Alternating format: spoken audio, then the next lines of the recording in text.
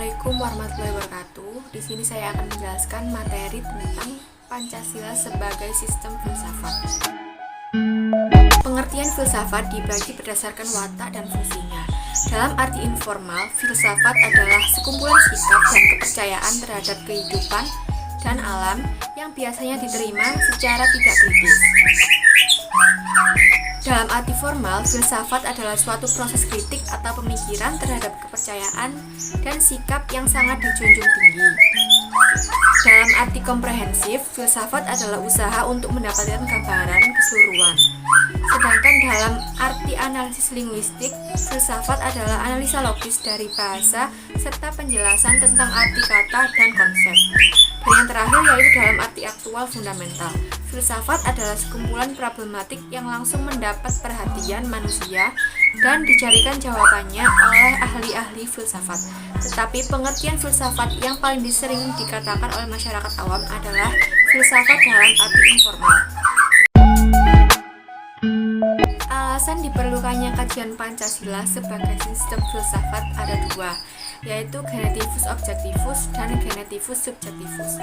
Filsafat Pancasila perlu dikaji sebagai genetivus objektivus, yaitu nilai-nilai Pancasila dijadikan sebagai objek yang dicari landasan filosofisnya berdasarkan sistem-sistem dan cabang-cabang filsafat yang berkembang di Barat.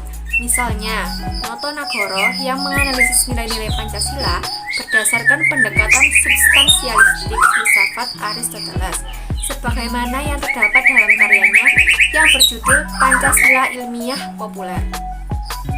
Yang kedua yaitu filsafat Pancasila perlu dikaji sebagai genetivus subjektivus, yaitu nilai-nilai Pancasila dipergunakan untuk mengkritisi berbagai aliran filsafat yang berkembang, baik untuk menemukan hal-hal yang sesuai dengan nilai-nilai Pancasila maupun untuk melihat nilai-nilai yang tidak sesuai dengan nilai-nilai Pancasila. Selain itu, tidak hanya dipakai sebagai dasar bagi pembuatan peraturan perundang-undangan, nilai-nilai Pancasila harus mampu menjadi orientasi pelaksanaan sistem politik dan dasar bagi pembangunan nasional. Selanjutnya yaitu tentang esensi hakikat Pancasila sebagai sistem filsafat, yaitu hakikat sila ketuhanan terletak pada keyakinan bangsa Indonesia bahwa Tuhan sebagai prinsip utama dalam kehidupan semua makhluk. Hakikat sila kemanusiaan adalah manusia monopluralis yang terdiri atas tiga monodualis, yaitu susunan kodrat atau jiwa raga, sifat kodrat atau makhluk sosial dan individu, kedudukan kodrat atau makhluk pribadi yang otonom, dan makhluk Tuhan. Hakikat sila persatuan terkait dengan semangat kebangsaan. Rasa kebangsaan terwujud dalam bentuk cinta tanah air. Hakikat sila kerakyatan terletak pada prinsip musyawarah. Artinya, keputusan yang diambil lebih didasarkan atas semangat musyawarah untuk mufakat. Hakikat sila keadilan terwujud dalam tiga aspek, yaitu keadilan distributif, legal, dan komutatif. Keadilan distributif adalah keadilan bersifat membagi dari negara kepada warga negara. Keadilan legal adalah kewajiban warga negara terhadap negara atau dinamakan keadilan bertaat.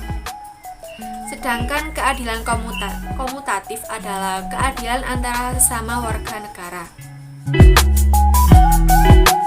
Urgensi Pancasila sebagai sistem filsafat ada beberapa hal, yaitu meletakkan Pancasila sebagai sistem filsafat dapat memulihkan harga diri bangsa Indonesia sebagai bangsa yang merdeka dalam politik, yuridis, dan juga merdeka dalam mengemukakan ide-ide pemikirannya untuk kemajuan bangsa. Pancasila sebagai sistem filsafat membangun alam pemikiran yang berakar dari nilai-nilai budaya bangsa Indonesia sendiri.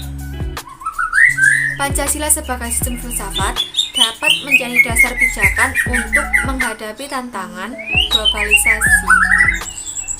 Pancasila sebagai sistem filsafat dapat menjadi way of life sekaligus way of thinking bangsa bangsa Indonesia untuk menjaga keseimbangan dan konsistensi antara tindakan dan pemikiran. Fungsi Pancasila sebagai sistem filsafat dalam kehidupan sehari-hari yang sudah kita praktekkan, contohnya yaitu seperti mengimani Tuhan Yang Maha Esa, melakukan perintahnya dan menjauhi larangannya, dan juga saling toleransi antar umat beragama.